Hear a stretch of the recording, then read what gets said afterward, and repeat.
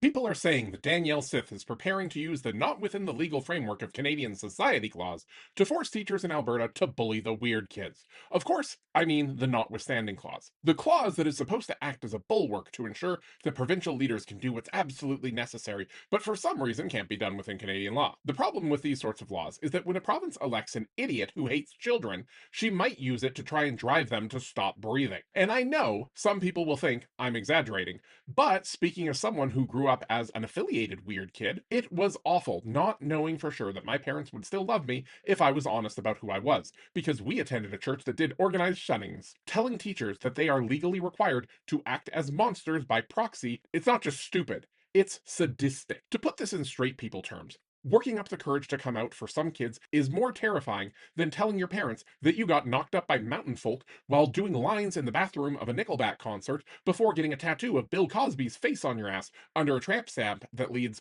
I stand with comedians. Most straight people cannot fathom the violence that this elected cluster biatch wants to force teachers to commit against kids, because you have never been as vulnerable as the kids she wants to use as political pawns. There is nothing quite like worrying that if you tell the truth about yourself to your parents or your friends or your family, that every ounce of love they have for you will dry up in an instant like it was nothing. That is what Danielle is harassing these teachers to do to these kids.